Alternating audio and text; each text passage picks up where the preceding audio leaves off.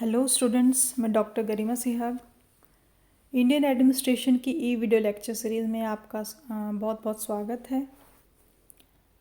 राष्ट्रपति की जो हम शक्तियों का डिस्कशन कर रहे थे उसमें हमने पहली जो पावर थी एग्जीक्यूटिव पावर यानी कार्यपालिका शक्तियाँ, उन पर हम चर्चा कर चुके हैं।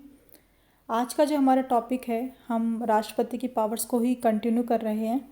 तो आज का जो हमारा टॉपिक है वो विधायी शक्तियाँ यानी लेजिस्लेटिव पावर्स हैं।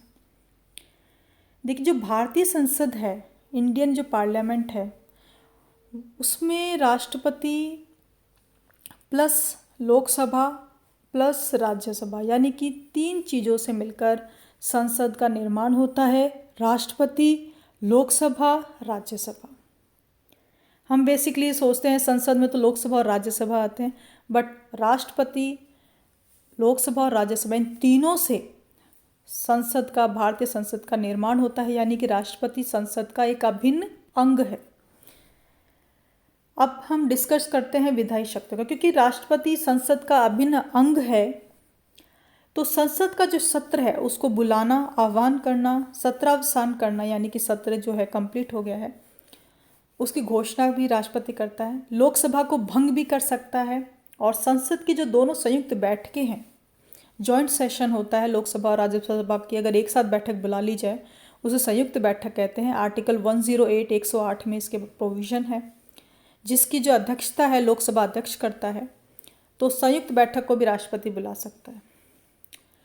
विधायी शक्तियों में कुछ और बातें भी आती हैं, जैसे आम चुनाव के बाद संसद का जो प्रथम सत्र होता है उसको भी राष्ट्रपति एड्रेस करता है, संबोधित करता है। और प्रत्येक वर्ष का जो प्रथम सत्र होता है उसे भी राष्ट्रपति एड्रेस करता है, संबोधित करता है। लेजिस्लेटिव पावर्स में सबसे इम्पोर्टेंट पावर अध्यादेश की शक्ति है, जिसे हम अभी डिस्कस करेंगे। कुछ और चीज़ें हैं, जैसे संसद में लंबित किसी विधेयक या अन्य के संदर्भ में अगर संसद के सदनों को राष्ट्रपति मैसेज भेज सकता है, संदेश भेज सकता है। अगर कोई विधेयक लंबित है काफ़ी टाइम से, तो उस संबंध में राष्ट्रपति संदेश भेज सकता है। लोकसभा अध्यक्ष और उपाध्यक्ष का कई बार पद रिक्त हो जाता है, तो ऐसी स्थिति में राष्ट्रपति जो है लोकसभा के किसी सदस्य को सदन की कार्रवाई की अध्यक्षता के लिए नियुक्त कर सकता है। और इसी प्रकार की शक्ति राज्यसभा के सभापति और उपसभापति का अगर पद रिक्त है तो राज्यसभा के किसी व्यक्ति को राष्ट्रपति अध्यक्षता के लिए नियुक्त कर सकता है। इसी के साथ राष्ट्रपति जो है राज्यसभा में 12 व्यक्तियों को मनोनीत कर सकता है। वे 12 व्यक्ति, 12 पीपल, वो प्रतिष्ठित होने चाहिए, विद्वान व्यक्ति होने चाहिए, साहित्य, कला, विज्ञान और समाज सेवा आदि क्षेत्रों से वो व्यक्ति होने चाहिए। उन्होंने काफ़ी, जैसे कई, सचिन तेंदुलकर है, रेखा है, तो कला के क्षेत्र से रेखा जी आती हैं। सचिन तेंदुलकर जी जो है समाज सेवा से कह देंगे आप, तो यहाँ से आते हैं। तो साहित्य से, विज्ञान से, कला से, समाज सेवा से ये लोग जो प्रतिष्ठित और विद्वान व्यक्ति हैं, उनको राष्ट्रपति 12 व्यक्तियों को मनोनीत कर सकता है।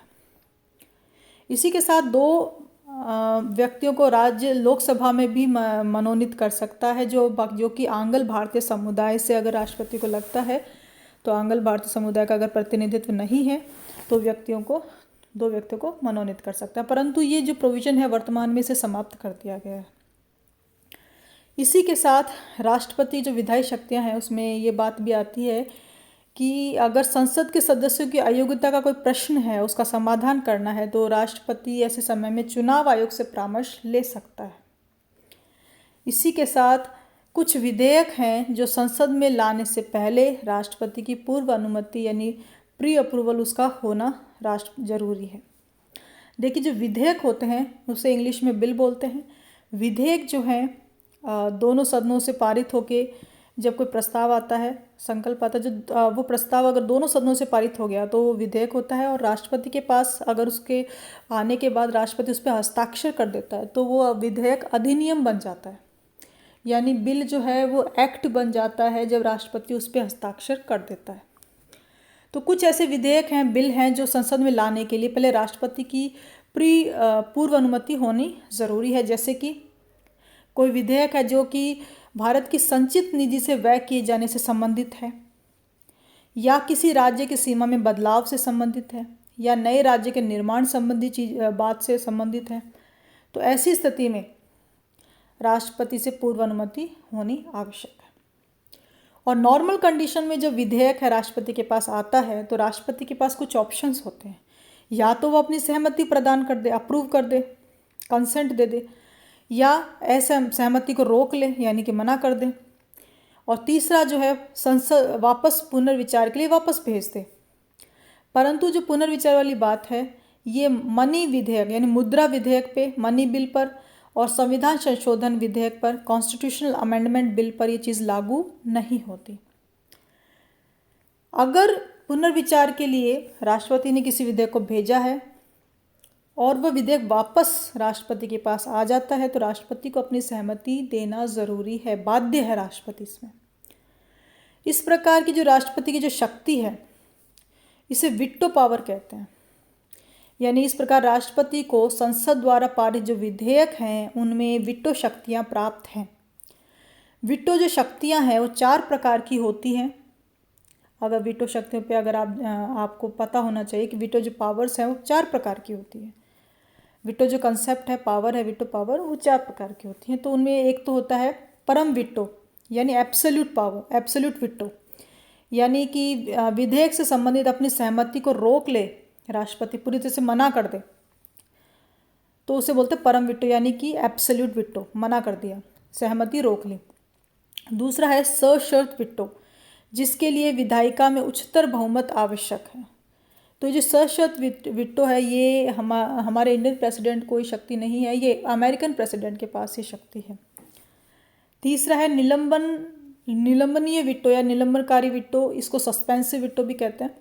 विधायिका में साधारण बहुमत की इसमें आवश्यकता मतलब होती है, जिसके लिए विधायिका में साधारण बहुमत आवश्यक होता है। सस्पेंसिव वीटो रोक सकता है इस सस्पेंसिव वीटो को, इसकी वजह के अगर सस्पेंसिव वीटो का राष्ट्रपति यूज़ करता है तो इससे वो थोड़े टाइम के लिए उस विधेयक का जो है प्रोसेस है उसको रोक सकता है।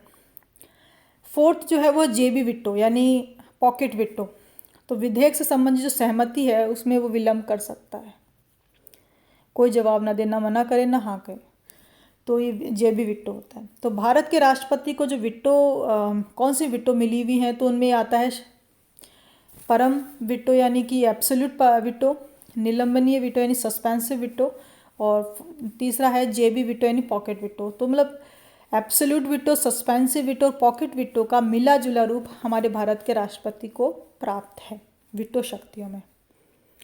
तो ये आपको ध्यान रखना है। जब राज्यपाल अगर कोई विधानसभा से, देखिए अगर हम राज्य प्रशासन की बात करें तो राज्यपाल की जो स्थिति राज्य प्रशासन में होती है वही स्थिति केंद्र में राष्ट्रपति की होती है। तो कोई बिल राज्यपाल के पास साइन होने के लिए आता है तो कुछ ऐसे विधेयक हैं आर्टिकल 200 के अकॉर्डिंग जिनको राज्यपाल ना तो मना कर रहा है, ना सहमति दे रहा है, ना सहमति रोक रहा है। कुछ ऐसी विधेयक हैं राज्यपाल को लगता है कि राष्ट्रपति से उस पर विचारार्थ करना चाहिए, एडवाइस लेनी चाहिए, तो वो ऐसे विधेयक को राष्ट्रपति के पास भेज सकता है विचारार्थ। तो राष्ट्रपति ऐसी स्थिति में राज्य विधानसभा से कोई पारित विधेयक है और राज्यपाल उसे भेज रहा है राष्ट्रपति के पास, तो ऐसी स्थिति में राष्ट्रपति के पास क्या ऑप्शन है, वह सहमति दे सकता है, सहमति को रोक सकता है और वापस राज्य विधानसभा को पुनर्विचार के लिए भेज सकता है। लेकिन एक इम्पॉर्टेंट बात यह है कि राज्य विधानसभा द्वारा विधेयक जो पारित किया गया है या दोबारा अगर राज्य विधानसभा उसे अगर राष्ट्रपति ने विचारार्थ भेज दिया और वापस राज्य विधानसभा ने राष्ट्रपति के पास उसे वापस भेज दिया राज्यपाल के थ्रू, तो राष्ट्रपति उस पर सहमति देने के लिए बाध्य नहीं है। ये स्थिति केंद्र में अगर हमने देखी, केंद्र में हम देखते हैं तो वहाँ पर बाध्य होता है राष्ट्रपति, लेकिन राज्य के जो विधेयक हैं उनके संबंध में राष्ट्रपति को क्या है, निरंकुश वीटो यानी एब्सोल्यूट वीटो की पावर प्राप्त है। यहाँ समझ में आ गया होगा आपको कि राष्ट्रपति जो है केंद्र में स्थिति नहीं है, राष्ट्रपति बाध्य है वहाँ साइन, अगर उसने विचारार्थ भेज दिया संसद को विधेयक, तो अगर वापस संसद से पारित होकर वापस राष्ट्रपति के पास वो आता है घूमकर, तो राष्ट्रपति को वहाँ सिग्नेचर करने पड़ेंगे, बाध्य है। लेकिन ये जो पावर है राज्य में ये बिल्कुल उलट स्थिति है। यानी राज्य के विधेयकों में राष्ट्रपति को निरंकुश वीटो की शक्ति प्राप्त है।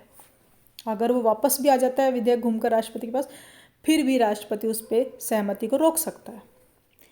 इसी के साथ राष्ट्रपति जो है बहुत ही इंपॉर्टेंट विधायी पावर है, ये लेजिस्लेटिव पावर है कि अगर संसद सत्र में नहीं है, संसद जो है सत्र winter session, monsoon session, summer sessions में काम करती है। तो कई बार जो अगर संसद जो है सत्र में नहीं है, सेशन में नहीं है, तो अध्यादेश जारी करके राष्ट्रपति, विधायी बहुत इंपॉर्टेंट शक्ति है, आर्टिकल 123 में विधायी शक्ति का उल्लेख है, प्रोविज़न है।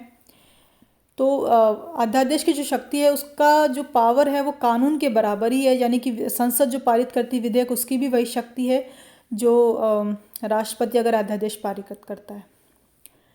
पर इसकी शर्त क्या है कि संसद जो है सत्र में नहीं होनी चाहिए, तब अध्यादेश जारी किया जा सकता है।